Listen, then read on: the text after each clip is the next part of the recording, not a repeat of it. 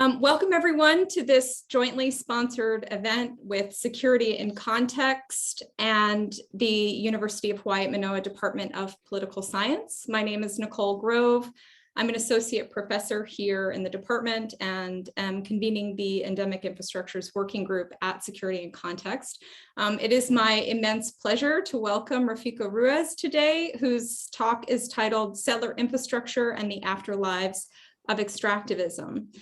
Rafico Ruiz is currently the Associate Director of Research at the Canadian Centre for Architecture in Montreal. He pursues research on settler infrastructure building and design in the circumpolar world with adjacent interests in post-global warming ice as an environmental medium. Ruiz holds an interdisciplinary PhD in communication studies and the history and theory of architecture from McGill University. He was recently a Social Sciences and Humanities Research Council of Canada Banting postdoctoral fellow in the Department of Sociology at the University of Alberta, as well as the 2018 Fulbright Canada Research Chair in Arctic Studies at Dartmouth College. He has been a visiting scholar at UC Santa Barbara, Leuphana University, and the Microsoft Research Lab, amongst others. He is also the author of Slow Disturbance, Infrastructural Mediation on the Settler Colonial Resource Frontier. He's also the co-editor with Melody Ju of Saturation and Elemental Politics. Both are published this year by Duke University Press. We'll hear from Dr. Ruiz for about 45 to 50 minutes, and then after that, we'll welcome engagements and questions from our audience. There'll be two ways to ask questions. So you can either use the Q&A function at the bottom of the screen to type your question. If you prefer to answer or ask your question directly, just let us know in the Q&A and I will unmute you so that you'll be able to do so. Rafico, we're really grateful to have you here today. And with that, I will be turning it over to you. Wonderful. Thanks, Nicole. Thanks for the invitation. I'm really happy to be here, and thanks everyone for joining. I'd like to begin by acknowledging that I'm speaking to you all today from Tiohtià:ke, Montreal, which has long served as a site of meeting and exchange amongst Indigenous peoples, including the Haudenosaunee and Anishinaabe nations. To give thanks to the diverse Indigenous peoples whose presence marks this territory is to work towards its restitution.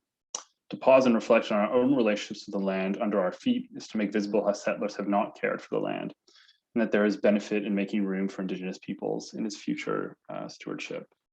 So thanks for joining me this evening here, afternoon for you.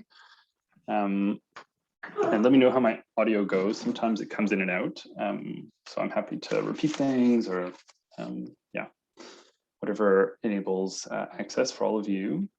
So yeah, thank you so much for this invitation to Nicole and the whole department to come share my work and to learn, hopefully learn from yours.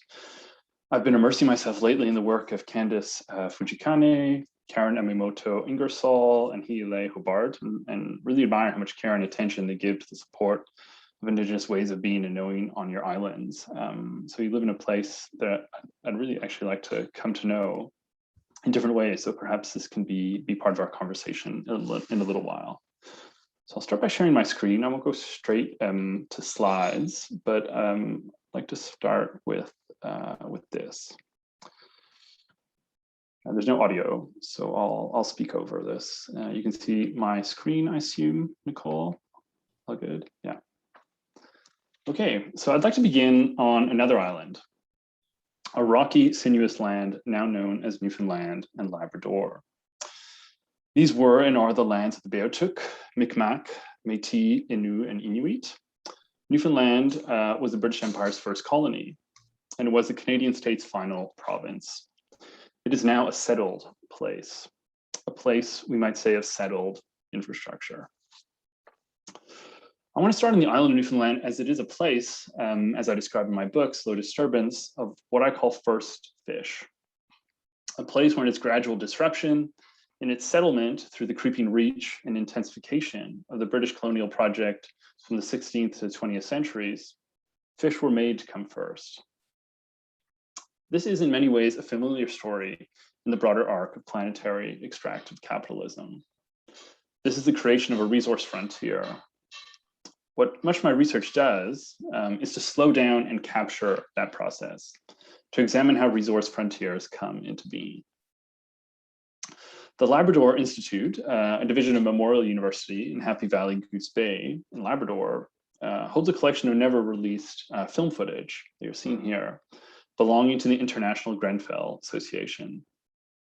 Consisting of 6 distinct reels dating from the 1930s to 1950s, it amounts to roughly 2 hours and 30 minutes of silent footage of the infrastructure, building, ships, roads, and social projects, plays, as you're seeing here, dog sled races, nursing practices that the Grenfell Mission created in the region at the apex of its influence. So I'll just shift over to my slides.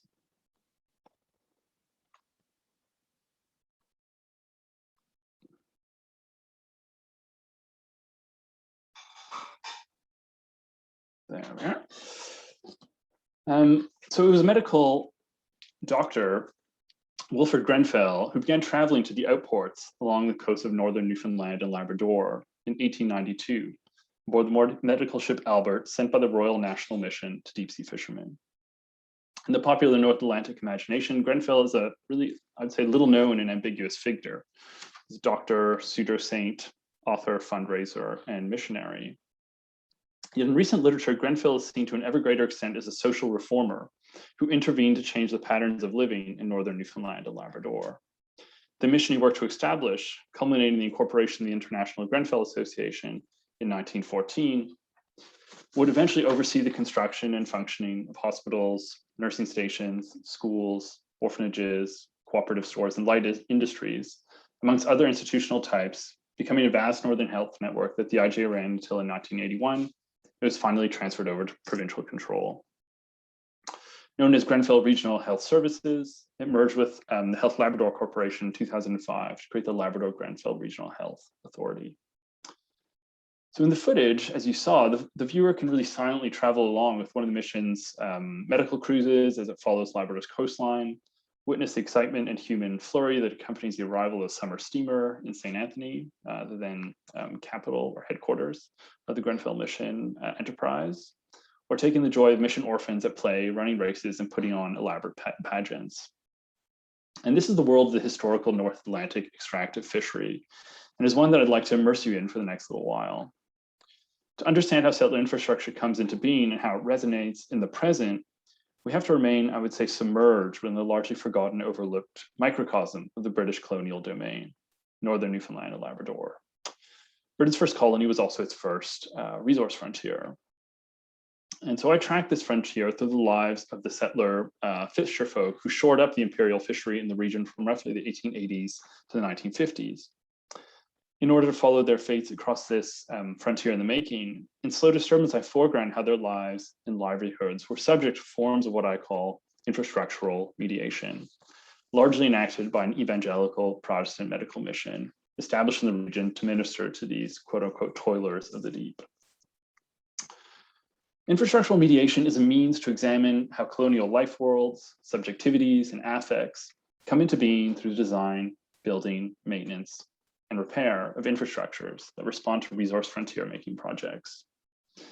Mediation is an essential concept in my work, and maybe no doubt for many of you as well, perhaps more so grounded in areas of conflict or other processes of negotiation. While in communication studies, it's typically understood in the circuit of sender, signal, and receiver, one can also examine how processes of extraction are similar to the mediating properties of conventional media technologies. The protocol of sender, signal, receiver, I would say, is analogous to the cycle of extraction, commoditization, and distribution. In this sense, for me, a resource frontier is also, I would say, an extractive medium. Infrastructural mediation tracks infrastructural arrangements that subtend such processes of extraction. Mediation is not, I would say, simply nor always bound to technical objects. It is also, to follow the work of media theorists, Joanna Zielinska and Sarah Kember, it's a form of living mediation that can attend how the design, building, and maintenance of infrastructure privileges certain lives over others and makes manifest the patterns, practices, and material legacies characteristic of settler colonialism. I would say this approach is in conversation with recent work in infrastructure studies, notably Deb Cohen and Winona LeDuc's recent articulation of life-giving elementary infrastructures. Infrastructure making, in this sense, is both complicit in dispossession of land, but also can be predicated upon the assertion of Indigenous sovereignty and jurisdiction. The Grenfell Mission, informed by imperial legacies of social reform and colonial administration, devised an evolving set of infrastructural arrangements that were the means to fashion, in their view, the right frontier. Slow Disturbance pauses on how these infrastructures were bound up in the infrastructural mediation the mission was there to undertake. These evangelical and colonial imagined a project that projected reform resource frontier into the future through the building of progressive and standard-setting medical infrastructure. With here, the slide you're seeing, an image of a hospital that was built in 1927 in St. Anthony, the headquarters of the mission. Secondly, the design of a radical and equitable system of cooperative finance. And here, sorry about the quality of the photograph. But this is the first photograph taken of what was called the Red Bay Cooperative Society, which was founded in late 19th century in Red Bay, Labrador, and was the first, first cooperative society to sort of manage the distribution, wholesale distribution and selling of fish for the fisherfolk of this region. Thirdly, the mission's use of film to shape metropolitan perceptions of need prevailing on the coast. And finally, and as I will touch on in more detail today, the mapping of the north coast of Labrador through an experimental aerial surveying technique. These were attempts to shore up and recast the extractive conditions that prevailed in northern Newfoundland and Labrador from the late 19th century and well into the 20th. Across this project, I've also tried to develop and hone research methods that are capable of exposing how infrastructural mediation works and how it does its work. These methods include fieldwork, archival practices, and visual methods, primarily my own practice of photography, as you've been seeing so far. Tracking the emergence of infrastructural mediation is sustained by all three of these. Another key concept in the book is that of slow disturbance mediation. And it's a method that brings fieldwork, archival practices, and field photography together. And it's an effort to adapt ecology's capacity to foreground processes of change that are grounded in vital and symbiotic conceptions of human and non-human life. For me, it's a reminder that forms of infrastructural mediation that are registered by resource frontiers are accretive, waves of disturbance that bind together settler and shore. So slow disturbance proceeds through this method that attempts to follow the Grenfell Mission's settled infrastructure back through its lived processes of mediation. There is, following media historian Peter Van Wyck, a territorial archive that demands careful attention. If, as Deb Cohen claims, infrastructures are largely suggestive of futures, I ask in this book what passed in here and their mundane appearances today. And it was really with just such a question in mind that I traveled to many of the principal sites that make up the Grenfell Mission's infrastructural network. Through formal interviews and informal conversations with municipal officials, teachers, doctors, fisher people, and all manner of local residents at those really quite socially magnetic Tim Hortons that are even found there across northern Newfoundland and Labrador, I undertook fieldwork that was at first merely after a sense of the temporal markers of the Grenfell Mission legacy.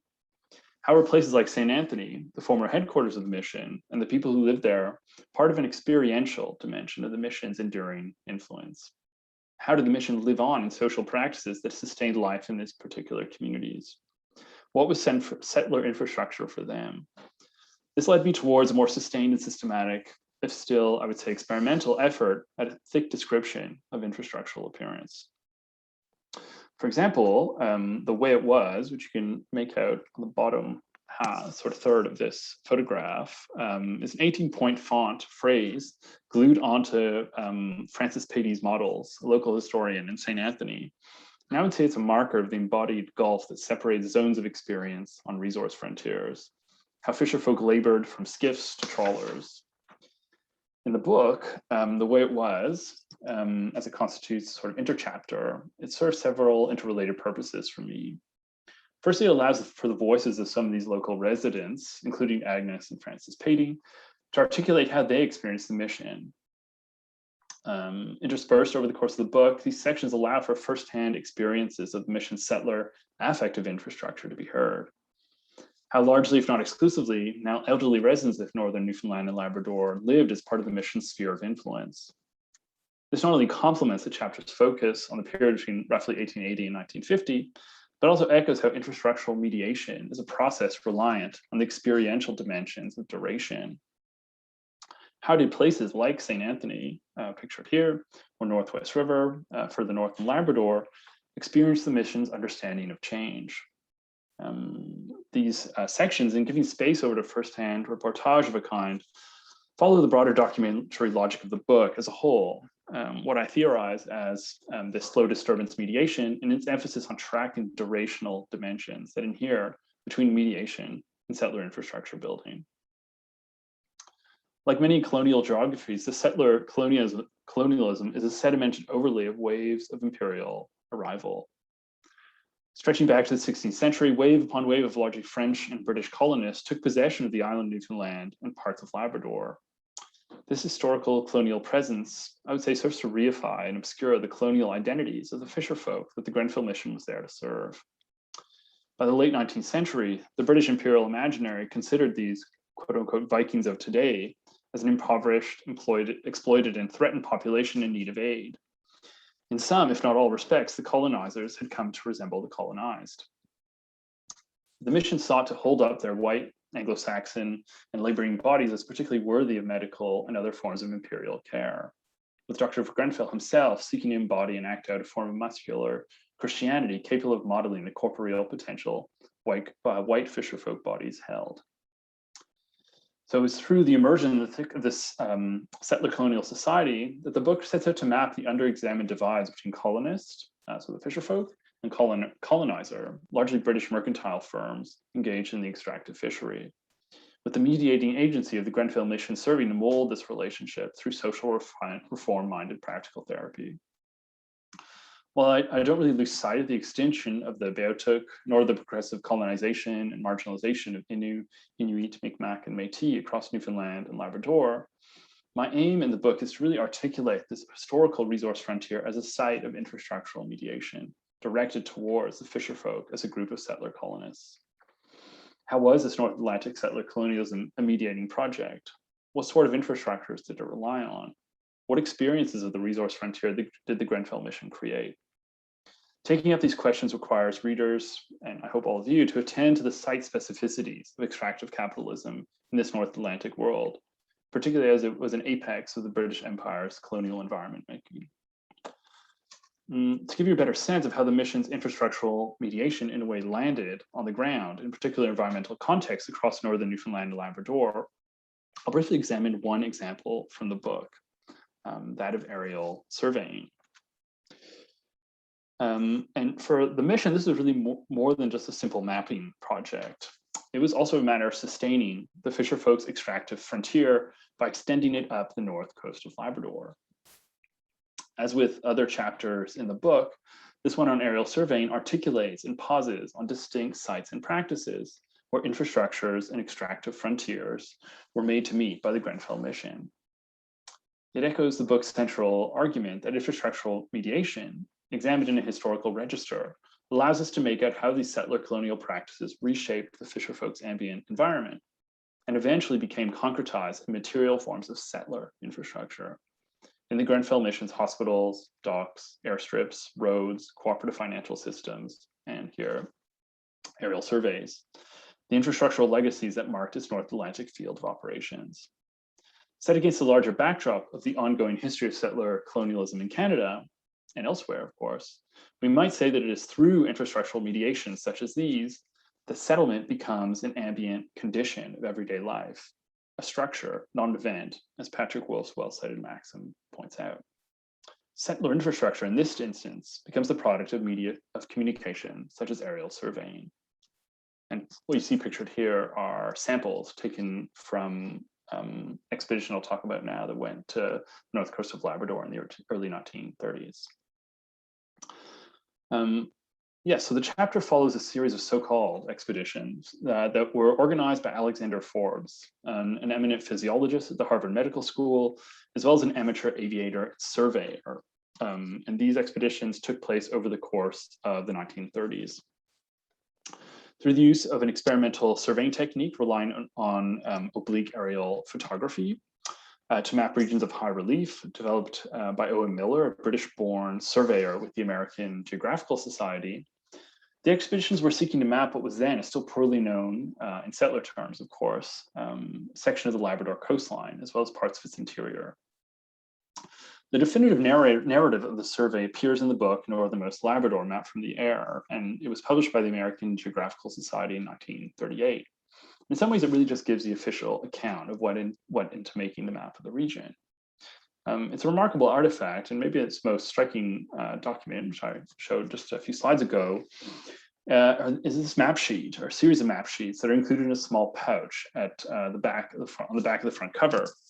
So the diagrammatic chart, in addition to representing detailed and contoured coastline, also traces, as you see, if you look closely, the flight lines followed by the expedition's planes.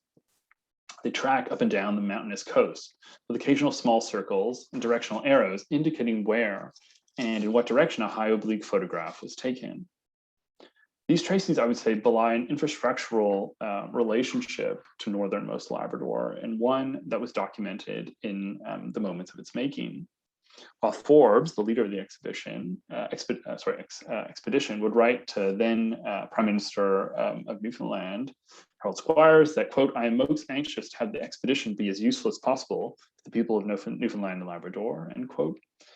Including the fisherfolk dependent on the Grenfell Mission, Forbes' efforts towards creating a best map had among his ultimate and potentially most long-lasting effects the perfecting of oblique aerial photography as a surveying technique that would, in time, be integrated into military planning, particularly in the United States' program of nuclear testing during the Second World War. And I'll talk about this more later. As Ray Chow observes, quote, "As a condition that is no longer separable from civilian life, war is thoroughly absorbed into the fabric of our daily communications, our information channels, our entertainment media, our machinery for speech and expression," end quote. Infrastructural mediation here surfaces this process of absorption and grounds it in the territorial archive of Northern Labrador. The Grenfell Mission's deployment of oblique aerial photography, through Grenfell providing the initial impetus and logistical support to Forbes' expeditions, was part of its practices of infrastructural mediation, and one that would be placed at the heart of American military technical life from 1939 onwards. Aerial photography, in this sense, could come full circle back to its beginnings in aerial reconnaissance in World War I.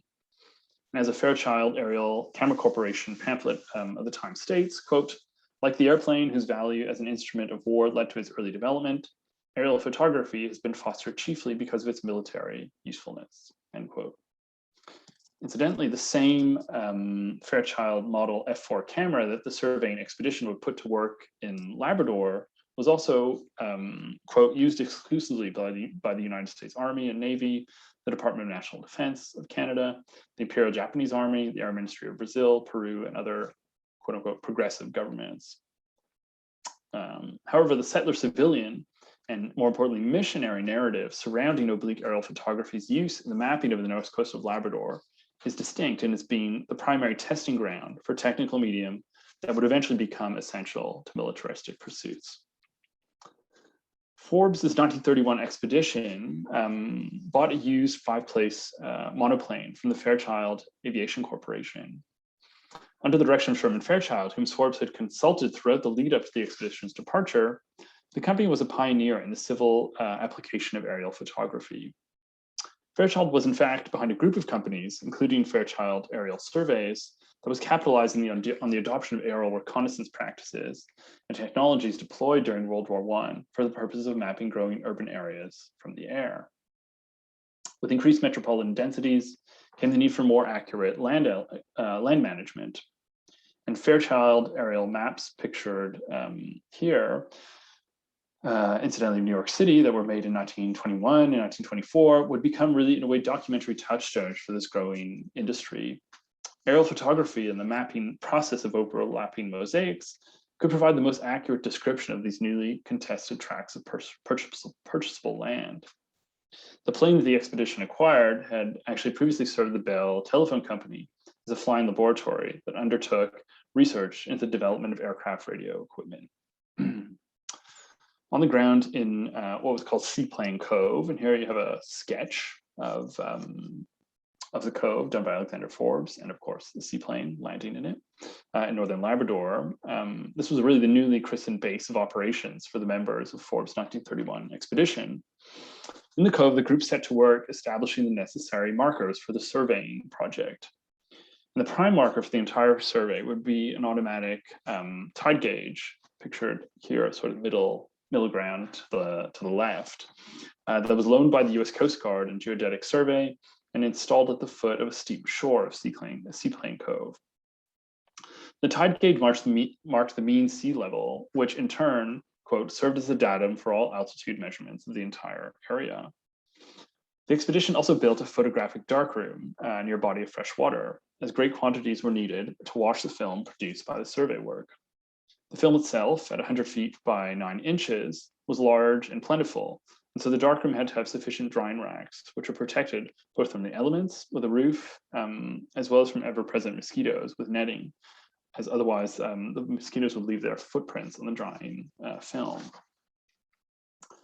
Part of the novelty of Miller's method of plane tabling or oblique aerial photography was to use the actual obliqueness of the photographs to project the cartographer's eye further, pushing back the horizon line, as you see here, in order to encompass more land in each photograph. As he explains in a Geographical Review article published in just prior to the expedition's departure in 1931, quote, "The method developed in this paper depends on the assumption that it is possible to determine the horizontal on the photograph by trial and error, provided the silhouette of the landscape against the sky is visible. It enables the position of the air station in space and the tilt and direction of the camera axis at the time of exposure to be determined very quickly by graphical methods, by simple formula, depending on the fundamental principles of perspective," end quote. This technique of oblique aerial photography had been used in the past, in fact, mostly by Canadian government surveyors who would use it to map vast, if flat, areas of land, and to do it quickly. Miller's contribution to the production of small-scale contour maps was really on the level of economic efficiency, as well as the application of the technique to mountainous terrain. In comparison to the costly production of maps using conventional ground or air surveying methods, oblique aerial surveying could produce a map at roughly 1/3 of the cost, and in addition, in a much shorter period of time. And the technique was really starting to find favor by enabling surveys of more, what we could think of as more marginal or less instrumentally manageable territories. And this was, of course, a crucial characteristic that made the north coast of Labrador into an appropriate testing ground for the advantages presented by plane tabling from the air. It was also a trait that merely extended long established and largely, if not exclusively, British imperial networks of communication that would connect metropolitan interests to far-flung spaces of resource appropriation. The method itself relied on trigonometrical calculations that read several planes in relation to each other. So quoting Miller here again.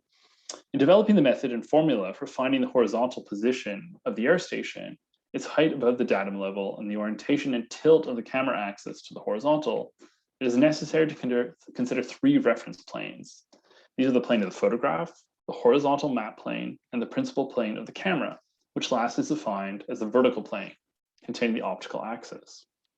So in this figure, the numbers 1, 2, 3, and 4 correspond to established ground control points.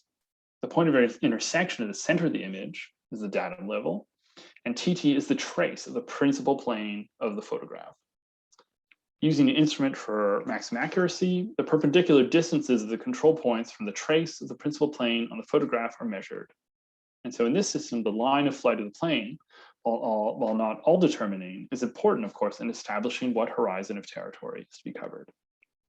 As Miller notes in his article, rather than take overlapping mosaic photographs as a sequence of parallel images, oblique aerial photography allows for panoramic coverage along the plane's flight line.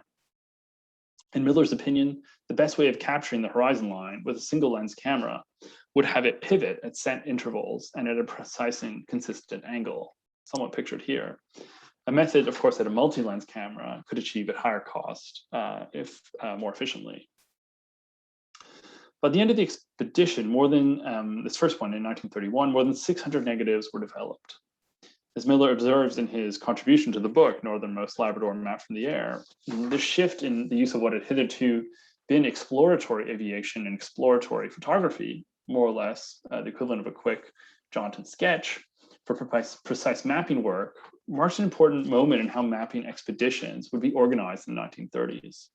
Miller writes, quote, "Exploration by air had become the fashion, and it seemed a pity that the photographic material available, mostly high obliques, could not be used for the purpose of map sketching," end quote. The instrumental use of the photographs depended on the accurate translation of their topographical data onto a two-dimensional map, of course. This was precisely what Miller's method achieved, and it was in Labrador in the summer of 1931 that he gathered what you can think of as sort of the raw map material that would occupy much of his time over the next 6 years, in fact. It was the environmental markers that at the outset of the expedition grounded the photographs, a medium of capture to be translated into other media forms. And this was really grounded in the mean sea level and peaks of the North Coast. And these were the interfaces that linked the territorial conditions of Northern Labrador to an infrastructural relation that could make legible the utility of such colonial spaces of inscription. In being a largely unmapped settler margin, the north coast of Labrador inhabited a field of infrastructural mediation, the challenge established practices of colonial administration, and as the narrative of oblique aerial photography bears out, media creation. And I'd like to quote from Jody Berlin here, where she writes, "Colonial space is not simply acquired, it is not an object. Its usable topographies are shaped in dialectical interaction with its own agents and resources to serve the requirements of empire," end quote. After the conclusion of the 1931 expedition, the majority of Miller's time would be spent working over the photographs in the New York offices of the American Geographical Society. Once the negatives were developed and Miller obtained a comprehensive idea of what parts of the coast and interior had been covered, he quickly realized that a second and possibly third expedition would have to be made to cover the missing sections of the territory to be mapped. Across the medium of capture of high oblique aerial photography, he encountered an environmental resistance to his infrastructure relationship building. Such impeding factors as the random spacing of flight lines and altitudes, the prevalence of long and deep shadows in many of the photographs taken later in the day, the need for a higher average flying height in the range of 3,000 meters, and the tilt angle of the camera, which was less than 10 degrees, but would have greatly increased the area covered in each photograph had it been an average of more than 15 degrees. All of these contributed to the need for additional aerial photographs of targeted areas of the coastline and interior. As so many other Grenfell Mission practices of infrastructural mediation show, there are often lingering ecological frictions between a given environment and its being set in an infrastructural relationship. Clouds that obscure horizon lines, fog that keeps ships moored, and sea ice that prevents human access. The north coast of Labrador was indeed a milieu in Georges Canguilhem's sense, one that was complex and an inhabited ecology, in a way like his example of the trade winds that maintained a vitality independent of its colonial administration. I'm quoting Canguilhem. Trade winds displace surface seawater warm through contact with the air. Deeper cold waters rise to the surface and cool the atmosphere. The low temperatures lead to low pressures, which give rise to winds, and the cycle is closed and begins again, end quote. Rivers, mountainous shores, salmon runs, these two were all part of Innu and Inuit living land in northern Labrador, what is today Nunatsiavut. In being taken up into the mission's practices of infrastructural mediation, the north coast of Labrador became a geographical factor, as Forbes would put it, predicated on infrastructural relationship building, what Canguilhem, in fact, calls, quote, a geographical configuration anchored by human intention. In order to extend this need for further geographical knowledge production, both the 1932 and 1935 expeditions were quickly organized, yet undertaken at a much smaller scale than that of 1931. Forbes only made the return trip in 1935, with this final expedition having as its purpose to photograph very particular sections of the coastline where shapes were being hidden behind deep fjords or where the camera had not been fully trained on mountain chasms. The secondary purpose of the expedition was actually to determine possible harbors of refuge in Cape Chidley, the Cape Chidley region, for the increasing number of cargo ships making their way to Europe from the port of Churchill, Manitoba, which in itself is actually an interesting site for this sort of research, if anyone's interested in that. Oblique aerial photography, while reliant on high oblique photographs taken on flight lines at precise angles, was above all as a medium, I would say, of compression. The photographs were a collection of planes to be interpreted and projected onto the two-dimensional surface of a map. Perceptual dimensions of infrastructural mediation, I would say, that highlight its ties to photography as precisely a medium of compression and had to bind together the vital north coast of Labrador and Miller and Forbes' establishment of oblique aerial photography as a legitimate mode of geographical knowledge production. I would say that it's a narrative that echoes what media historian Jonathan Stern sees as the interrelationships between the histories of communication and media of compression. Stern writes, quote, "Starting from compression, communication has a network reality. This is to say that it is not a binary relationship between sender and receiver mediated by the medium, but rather an ensemble of relations that only produce the moments of transmission and reception after the fact," end quote. Stern highlights how infrastructural mediation necessitates the negotiation of compression and the production of colonial territoriality and temporality, the mission's aims of both increased and safer access for the fisherfolk and Miller's development of a time-based form of geographical knowledge production that could circumvent established relationships of map-based compression. The north coast of Labrador, in the eyes of Forbes and Miller, was a matter of definition, a poorly known, what they called meta incognita, unknown shore, that had to be set into the media-derived terms provided by oblique aerial photography. Stern writes, quote, "Whether in its audio or data varieties, compression accommodates signal to infrastructure, but it also transforms infrastructures by enabling them to carry different kinds of signals," end quote. The north coast of Labrador was made to become a signal that shaped the infrastructural relationship building enacted by the development of oblique aerial photography. As the publisher's proofs of northernmost Labrador map from the air suggest, this was an unbinding of settler logics of appropriation and their originary sites of dispossession. By focusing on these practices of mediation, we see where and by whom and under what conditions Seaplane Cove was made and named. But with the publication of the expedition's results in 1938, the logistics of access on the north coast of Labrador did not really drastically change. Rather, the implementation of Miller's technique became, I would say, an emerging locus classicus in the fields of aerial photography and aerial surveying. It was this sanctioning of a new technical practice that the expedition's maps ultimately charted. The north coast of Labrador was the ever-convenient territory, or following Congriem again, discounted milieu that had to stand in for futural forms of environmental characterization. Forbes, writing in 1934 to Isaiah Bowman, then head of the American Geographical Society, would state, quote, "Ever since I learned the significance of Miller's new method, I felt that our most important objective was the introduction of a new method rather than the survey of a particular territory. Recent developments seem to bear out that view," end quote. After Forbes's flight to Cape Chidley in 1935, he continued to foster an abiding interest in aerial surveying. At the onset of World War II, at the age of 58, Forbes rejoined the Navy as a lieutenant commander, and over the course of the war was assigned to several posts. His first, drawing on his medical expertise, consisted of testing electroencephalography as a means of determining the fitness of airplane pilots. The second and more long-lasting was as a technical advisor to a reconnaissance expedition to Labrador, headed by Captain Elliott Roosevelt. The purpose of the expedition was to select airfields in order to allow fighter planes to bypass the dangerous North Atlantic crossing by ship and fly via Iceland to the European theater of war. Up until 1943, Forbes would undertake various forms of survey work, both hydrographic and land-based, for the Navy, first at Coxswax River Station, then near Frobisher Bay, today known as the Iqaluit, with the aim of amassing a great deal of territorial data that ultimately would determine the strategic utility of Labrador from the American war effort. Much of this experience would go into Forbes' 1953 book, Quest for a Northern Air Route. But nearing the end of World War II, Forbes was detailed to Operation Crossroads, With the Bikini Atoll as a broad field of experimental operations, Forbes was charged with mapping and measuring the waves generated by the atomic tests. Given a, quote, ringside view, from May to July 1945, Forbes applied his now mastered mapping techniques of oblique aerial photography to assess an important, if marginal, outcome of the atom bomb. In a 1946 letter to the editor of the Washington Post, Forbes takes issue with the paper's editorial characterization of the experiments of Bikini as, quote, not tests in any real scientific sense.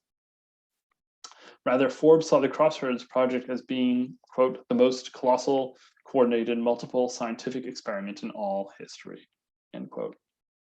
While reluctant to apply any qualifiers to the test, he was adamant in situating them in a science-driven ethical framework that could bracket, quote, whether or not it was right to shorten the war and save countless thousands of American soldiers in that way, end quote. This epistemology of scientific expediency of making Bikini yet another available meta incognita or unknown shore could make the collective existential threat of the atomic bomb into a worthwhile opportunity for scientific advance. Forbes writes at the time, quote, when the data have been analyzed, they will constitute fundamental contributions to physics, chemistry, geology, seismology, hydraulics, oceanography, aerology, marine biology, and mammalian pathology, end quote. By the end of World War II, the north coast of Labrador may have come to be mapped, but it certainly had not become known. Like most waves, scientific progress came in and receded, leaving in its wake a precision map shoreline newly open to the world of geopolitics. So aerial surveying was a practice of infrastructural mediation the mission initiated to fashion what they saw as a more equitable, racially sound, and spiritually driven colony that would work in symbiotic extractive harmony with its North Atlantic ecology. The fisherfolk were indeed, quote, toilers of the deep, and the deep was an environmental zone wherein laboring men, and they were almost all men usually, could acquire hardy morals and physiques through extended and intimate exposure to the hardships of cold, dark North Atlantic waters. The mission, I would say, had a sort of fascination with and commitment to infrastructuralism. That is how building, meeting standards, and devising practices of reform and care could shore up the colony.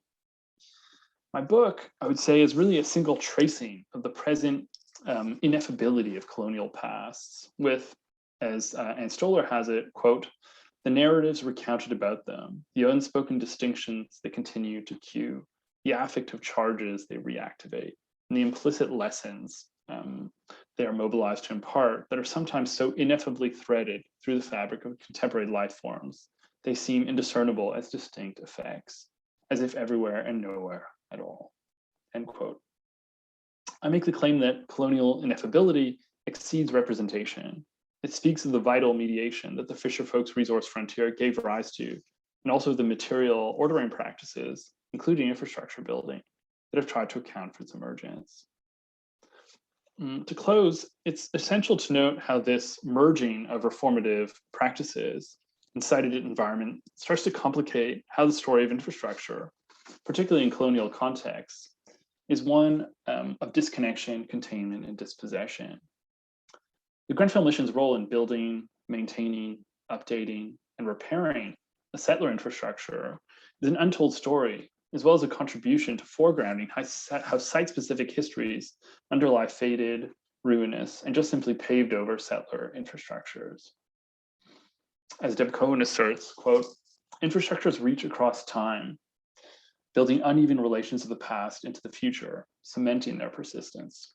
In colonial and settler colonial contexts, infrastructure is often the means of dispossession and the material force that implants colonial economies and socialities. Infrastructures thus highlight the issue of competing and overlapping jurisdiction, matters of both time and space, end quote. The durational dimensions of infrastructural mediation can account for how the mission's infrastructure making coalesced across decades. And this process was indeed reliant on means of dispossession in order to assemble a reconceived settler colonial resource frontier. Slow Disturbance situates the mission's ministry within an infrastructural zone that aimed to bring the settler colonial fisherfolk up to international medical, financial, and in the case today, cartographic standards. Each chapter examines how such an infrastructural zone came into being through the incremental reduction of what I call infrastructural difference. And it was that the mission undertook through its elaborate practices of reform. Infrastructural difference could be made to account for the material lack that the quote unquote neglected settler fisherfolk experience. To quote Cohen again, infrastructure is by definition future oriented. It is assembled in the service of worlds to come. Infrastructure demands a focus on what underpins and enables formations of power in the material organization of everyday life, end quote. The Grenfell Mission staked its claim in remaking and projecting this particular North Atlantic colonial world. Their infrastructural work was a case of both imagining alternative infrastructures to those of the prevailing and usually inequitable imperial and capitalist resource economies, while also making that work complicit in the maintenance of a settler colonial project. And so as we did at the outset, to view the IGA footage is to participate in the process of mediation that ties together the Grenfell Mission story, not between then and now, but rather in the diffuse, ineffable promise of extraction that permeates its indeterminacy. As I hope the media I've shared today show, stories of extraction are indeed material ordering practices. This way of describing the broad set of evolving relations that still and become temporarily concretized into a story is reminiscent of essential characterizations of infrastructure, as Lauren Berlant defines it, quote, the movement or patterning of social form. Slow Disturbance seeks to trace the Grenfell Mission as a story of settler infrastructure. And to again, for last time, follow Cohen, quote, again, infrastructures reach across time, building uneven relations of the past into the future, cementing their persistence.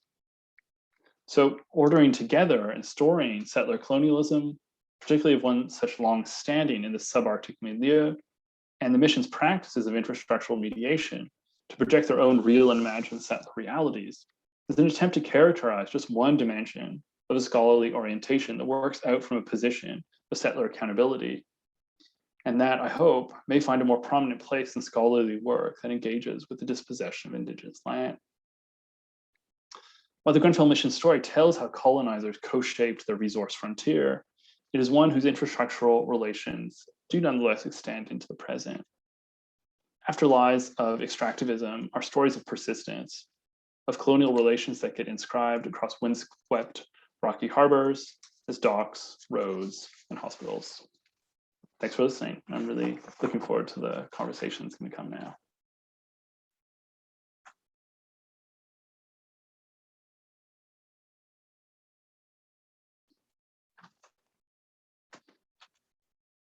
I can stop sharing, but I may go back to a few slides if necessary.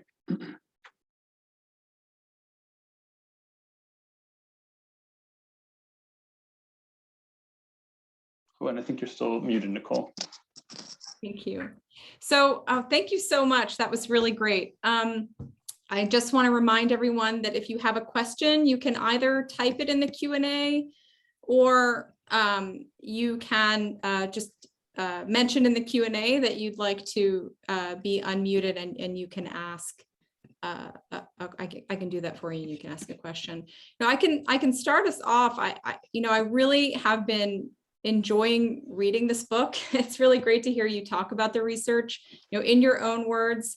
And in particular, I'm interested in how it multiplies these sites and minor histories for which processes of extinction take place, right? And it's also painting this ecological picture of historical forms that your framework invites us to look at, to evaluate. And so I'm actually wondering how you decided. You're looking at this kind of incredible field of distributive agencies, and there's so many things that you could focus on. How did you decide maybe I could describe them as vignettes. Maybe, I don't know if you would describe them that way, but that's sort of how I read them. How did you decide which ones to choose? Because while I was watching and listening to your talk, you showed the stained glass and this picture of, Grenfell on the right hand of Jesus Christ in the church. And I thought, if I were there doing this work, like I could see myself spending sort of hours focusing on that stained glass image. And so I'm wondering, how you made decisions about which examples you were going to kind of build this story out of. Yeah, thanks for the question. I mean, I think it really comes down to, as I was sort of describing briefly at the end of my talk there, really thinking about how the practice of storying and storying sort of settler infrastructure is really a sort of very material ordering practice. And in that, I'm inspired by the human geographer Emily Cameron. She's written this really fantastic book called Far Off Meadow River. And in that book, Cameron talks about, in a way, how establishing a story can have very material effects in the world. And so in a very similar vein, I sort of undertook to document the settler legacies of the Grenfell Mission, of the fisherfolk in this region, so the very northernmost tip of the island of Newfoundland, and I would say sort of 2/3 of coast of Labrador, if you're picturing on a map, and start to think about what are the material legacies that are present in those communities, and then what was a way in the confines of the medium of a book that I could start to create a sort of material ordering practice through my own field photography, through archival media that I had interacted with, through interviews and other conversations that I had with residents in the communities. And as you heard, it really is a largely historical project. And like many missionary organizations, the Grenfell Mission archive is incredibly deep and comprehensive, with sort of self-documentation and record keeping being almost an obsession of the mission. And so finding myself atop this mountain of material, it was really about trying to create a method, a scholarly method that I describe as slow disturbance mediation, that could in a way reflect and mirror the material arrangement of the world that I found in these communities, and then try to sort of transfer that over to the book. And I hope, I know we're in the context of your department, political science department, which sounds like a really exciting one, in fact, welcoming in these sort of interdisciplinary conversations. But I certainly took my own inspiration in a way from human geographers, cultural anthropologists, and some, I would say, media historians as well, who can sort of account for how processes of mediation exceed documentary media and really need to be accounted for through lived experience, more almost on a phenomenological register, I would say. So it's it was a method, and maybe there are a couple of PhD students or master's students listening in, and I think that is something you sometimes need to be bold with and be willing to invent something, even in the face of dissent from your committee or other sources, to try to actually create something.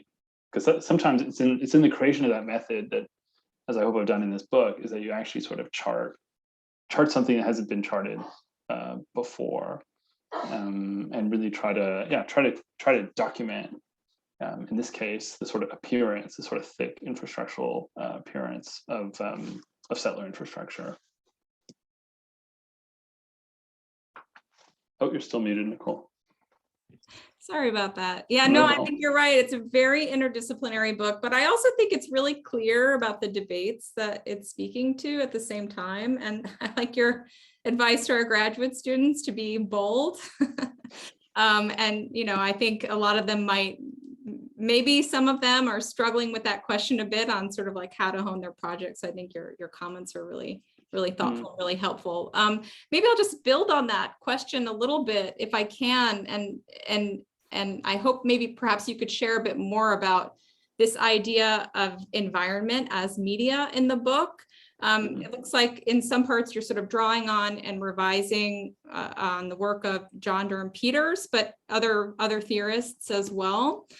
And so there's an effort, you said, to re-anthropomorphize the environment as media. And I'll just read a couple of quotes from the book. You said, rather than pursue a timely and important investment and non-anthropomorphic modes of communication. You shift this, or I shift this turn to environments as media in order to examine the Grenfell Mission as part of a broader process of infrastructural mediation driven by settler colonial logics of control. And then you also mentioned things like design, maintenance, to render accountable the media-enabled existential conditions experienced by particular people, to show how resource frontiers make this tension between a given environment mediating processes and a laboring anthropos. So I'm wondering if you could talk more here about why infrastructural mediation is doing something differently from other attempts to think about media or mediation and agency outside of an anthropos.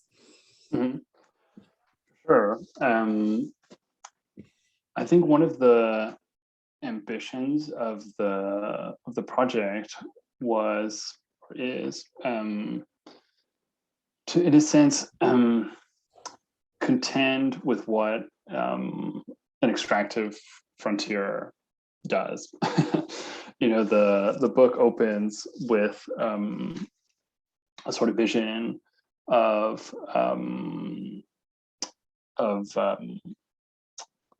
sort of proto-fossils of fish, and in some ways, the fish will always precede us as when it comes to interacting with particular environments.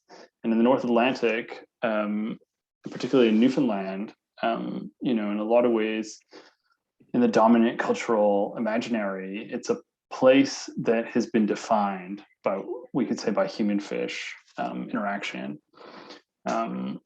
Some of you might know that in 1992, there was something called the Cod Moratorium. So this was a moment when basically cod, primary species of fish that was extracted from North Atlantic, was basically banned because the stock was almost completely depleted, not only by sort of national fishing industry, but also by the sort of international, sort of global corporate fishing industry. And so in some ways, what my attempt at trying to re-articulate this environment, this sort of oceanic and fishy environment, was trying to understand how settler fisherfolk participated in the construction and ultimate disturbance, deep disturbance of this particular ecology that could sustain, and it's called the Grand Banks of Newfoundland, really one of the richest fisheries historically mapped, you know, in a way by settler means, but how that intervention could have, you know, fully disturbed to such an extent that it would be essentially wiped out. So for me, and I really admire John Durham Peters' work, but nonetheless, I think specifically in the context where trying to think about the effects of settler colonialism through, in a way, what you can think of as the modes of inscription and damage that fisherfolk enacted in Newfoundland and Labrador, then the colony of Newfoundland. You sort of have to read those traces within what I call the extractive medium of the resource frontier in order to be able to really assess how those modes of inscription are registered in the environment itself, in a way. So having said that, I'm also now working on a book around post-global warming ice, and really thinking about ice as what I call an end medium. So an end medium for me is one that is, of course, geographically removed from southern carbon emitters, but also is one, in a sense, that we should recognize as possessing intentionality, and that largely southern carbon emitters, and the way that the albedo effect and other mechanisms work in the Arctic in particular, means that the effects of carbon are amplified in the northern regions, and so the end medium of ice is one of sort of extinction in those regions. And so thinking through ice and thinking through it as an environmental medium allows us to sort of make out a certain form of carbon accountability there. So it's, you know, it's really trying to, like I said, in a way, not lose sight of human intentionality, even when we're examining environmental conditions as media. Thanks for that. We have a question from Kathy Ferguson. Kathy, I'm going to allow you to talk so you can ask it if that's okay. Okay. Shall I go ahead? Yes.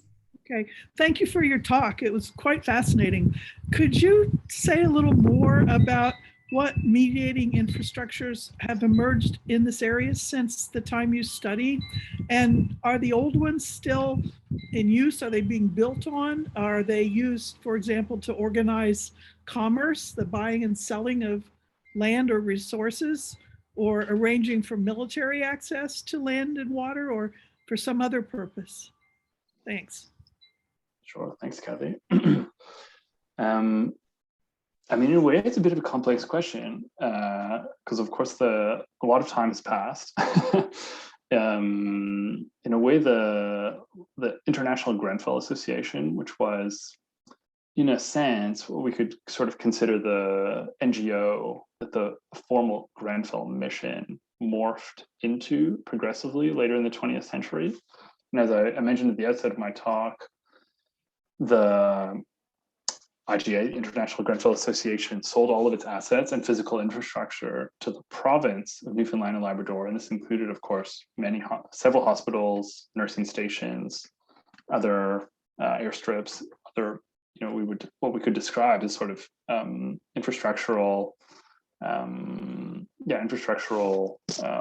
plant, sold it to the province in 1981. But I think a good example for that really, I think, maybe gets at the heart of your question is the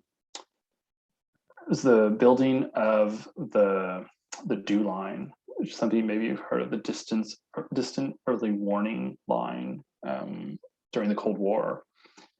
And in a sense, this was a joint American-Canadian effort to track Soviet missiles crossing into North American airspace.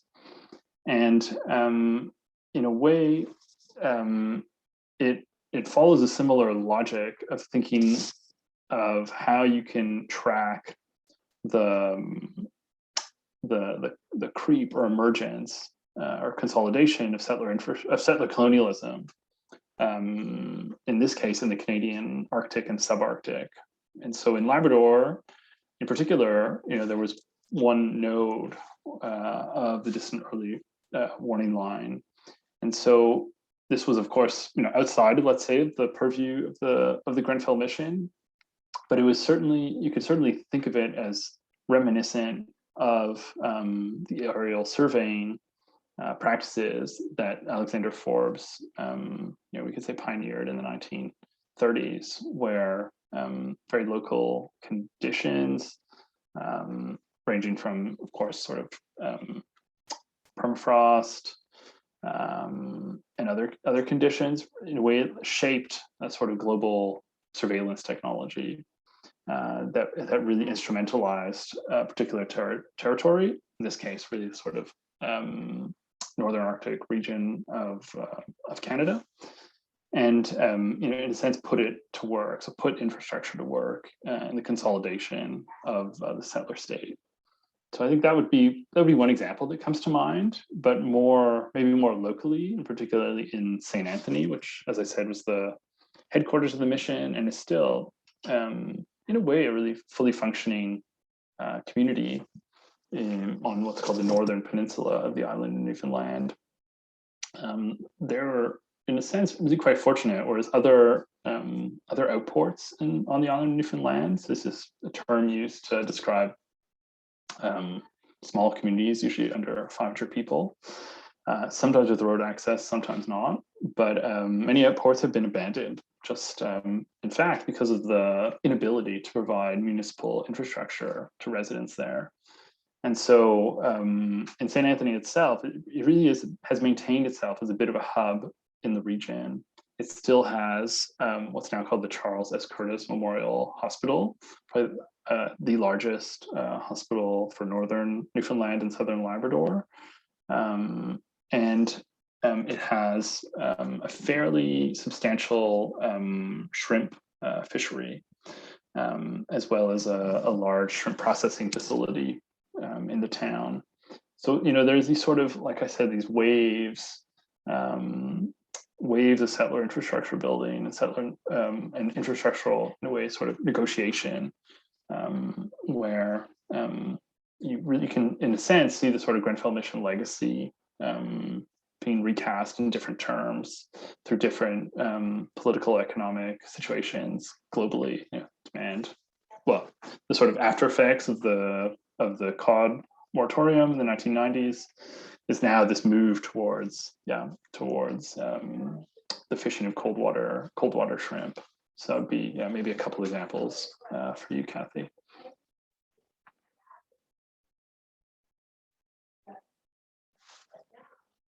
Muted again.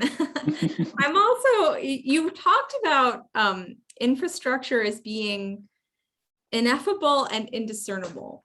And then in the book, you also describe it as a homiletic. And so I think that the tension between those two things is kind of interesting. And this idea of missionary infrastructure sort of preaching in a way.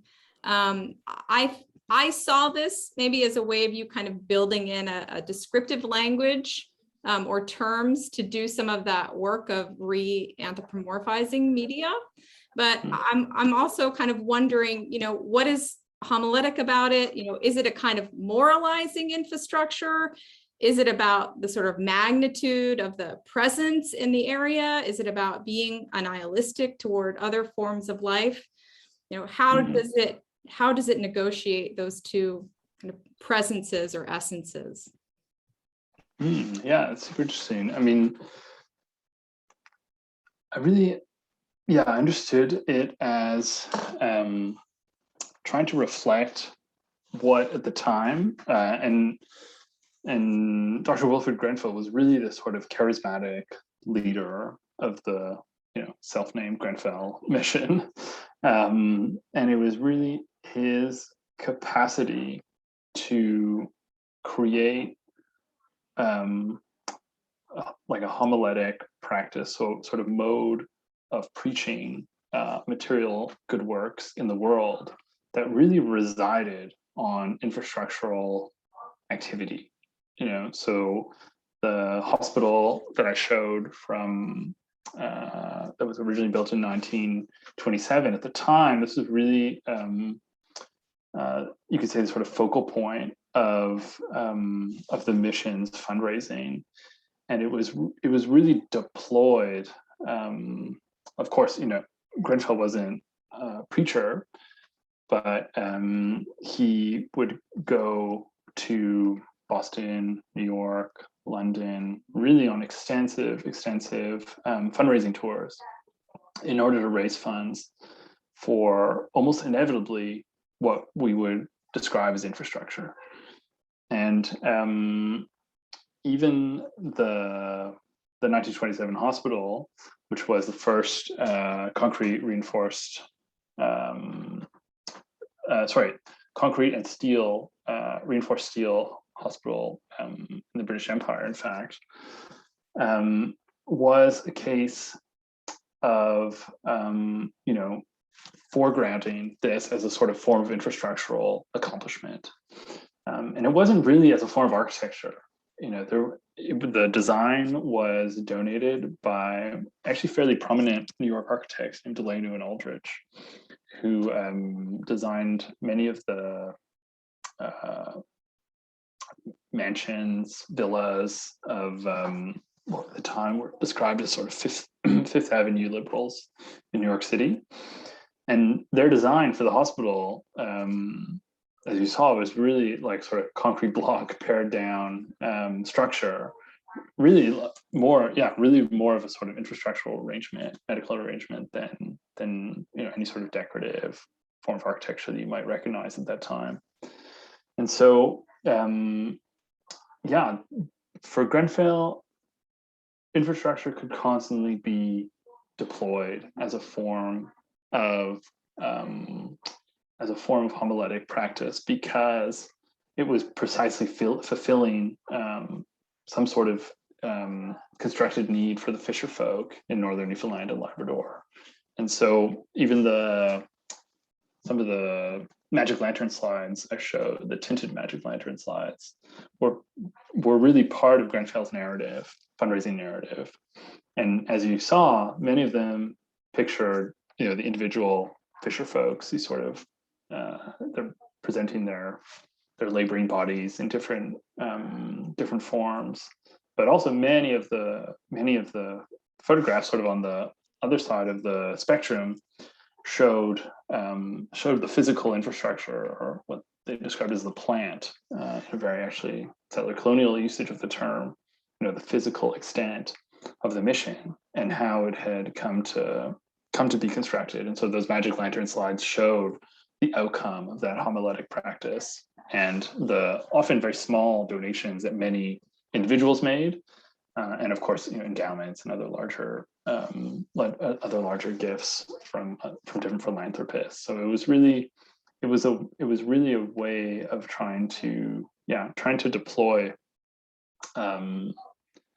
that register of how material good works in the world were necessary and could have very material effects on the right sort of bodies, which were of course white, male, British, and it's a fascinating story when you really start to follow the infrastructure in a way.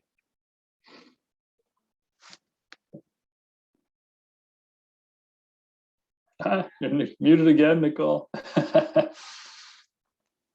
It's going to be a repetitive theme for this talk.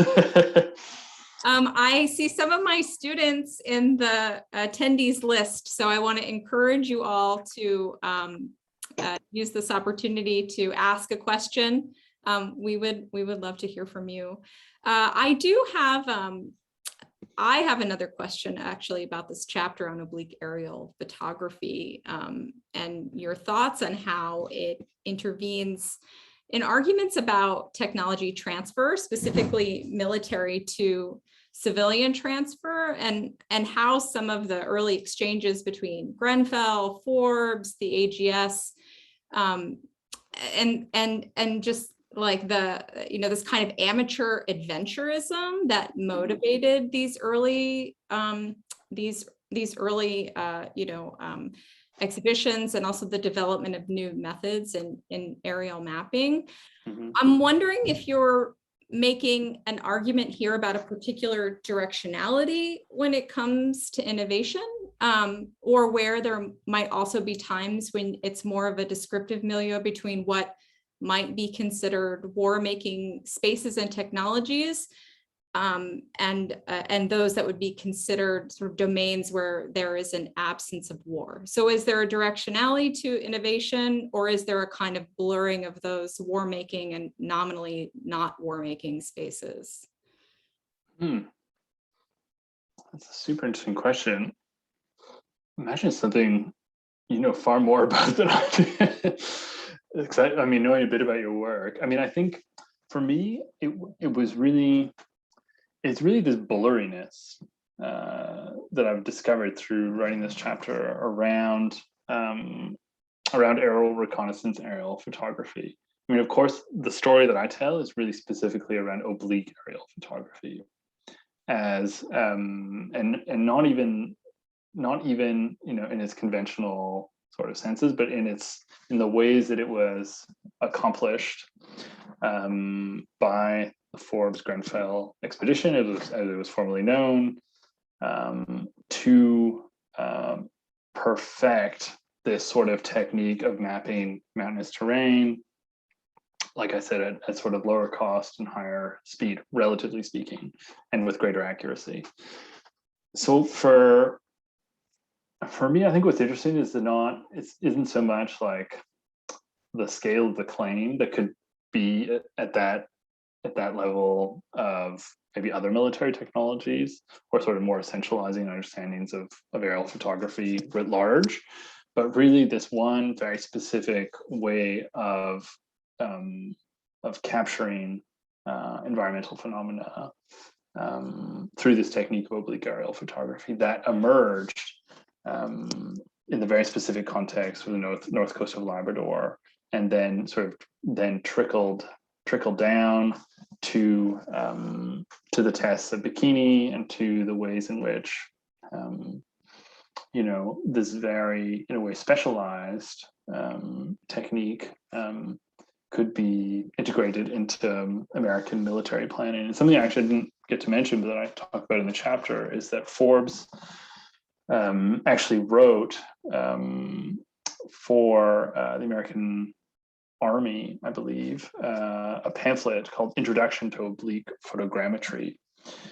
He wasn't actually officially, doesn't say Alexander Forbes, author, on the cover, but in the 1940s, this was really the handbook that was distributed to different Army personnel going to different locations around the world in order to understand how they could precisely use Miller's technique and deploy it anywhere in order to map these types of terrains. So I think it's that sort of specificity, I guess, of the technique that I see as sort of maybe scaling down that story. But I don't know if that totally got to your question about directionality. No, I think it did. Thank you. Okay. I have another question, which is, it actually is inspired by the fact that I've been reading this book and also Hagar Kotev's book, The Colonizing Self, at the same time. So I'm not sure if you're familiar with this, but this book, but it's about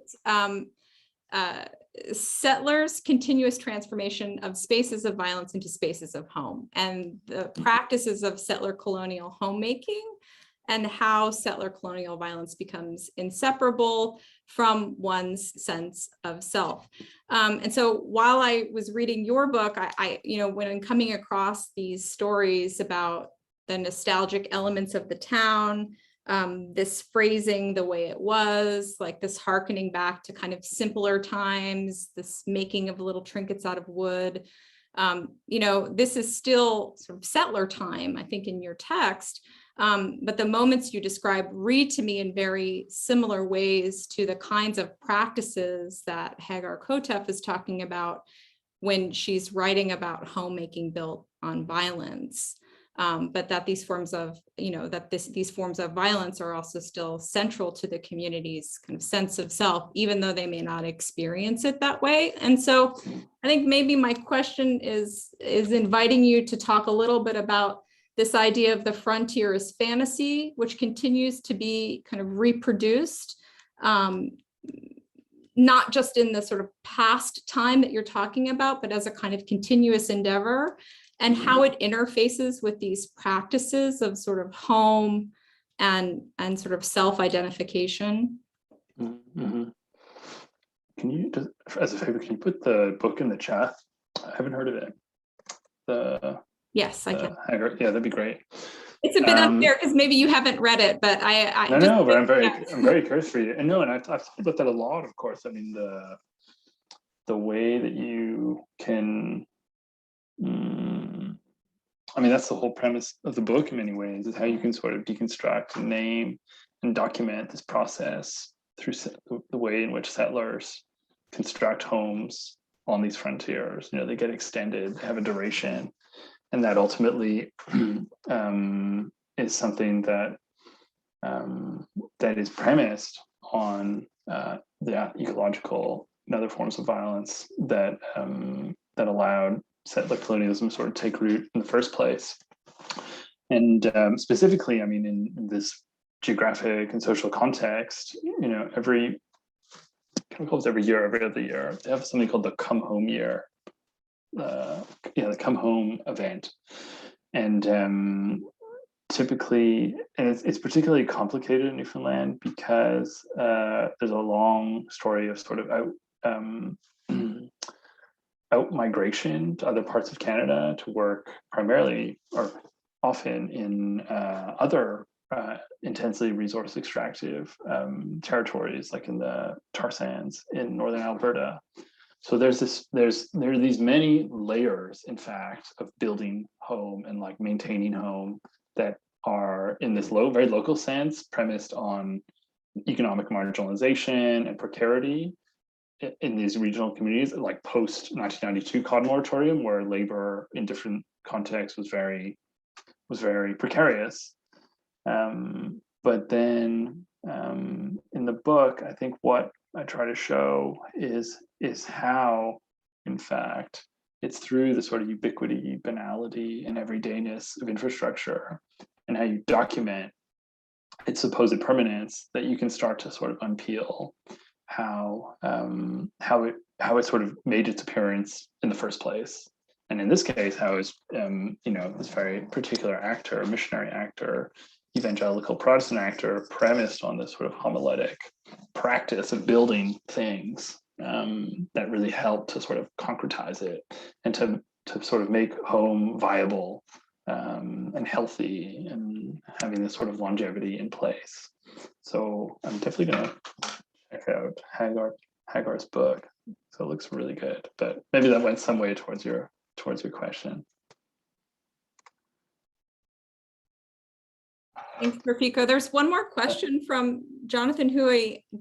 Jonathan, if it's okay, maybe I'll just unmute you and then you can ask this question.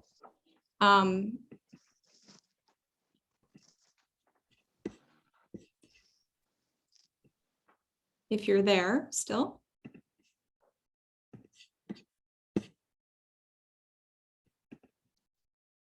I can read it for him. So he said, "Thank you for the fascinating talk. Were there any artistic legacies left behind after the mission ended? This could be understood as art objects that mission participants brought with them, or also in terms of the styles of infrastructural mediation that were built. Were there particular styles that were drawn upon, perhaps from European models or standards of art?" Thanks, Jonathan. That's an interesting one.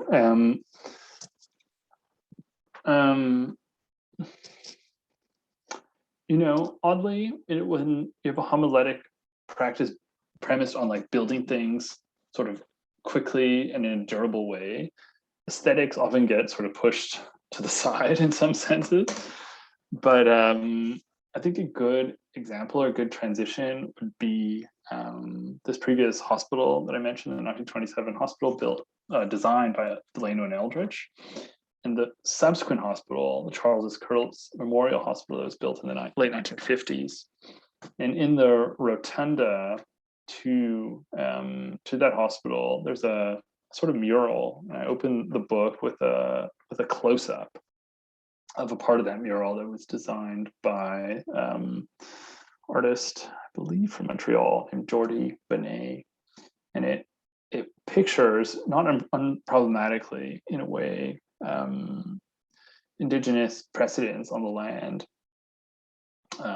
question they took, and in some ways it's an interesting way in which sort of this aesthetic register surfaces in this case hospital context, that can in a way serve as a reminder of who was displaced by the settlers in the community. And so I think it's interesting to think about like sort of true, I would say, moments of aesthetic intervention in different infrastructural environments, and actually how rare they are. Like, it's really like one of the very few examples I can think of in this entire sort of region where the Grenfell Mission had this deep influence, where there was this sort of work undertaken. I mean, there was there was what they called practical therapy, and particularly a woman named Jessie Luther, who in the 1930s traveled to the region to produce craft-based therapy. And so that was a way of, in a sense, putting to work, because they were sold to raise funds for the mission. Again, to fund hospitals, ships, airstrips, but yeah, to produce different crafts, particularly what were called mats, silk stocking mats. So it's sort of like a type of almost like a type of weaving that were then used to produce landscapes of the region. So even that, in a sense, were sort of put to use and deployed in order to further the goals of the mission. So maybe those would be the two examples that come to mind for me of like a sort of aesthetic intervention within that larger infrastructural network.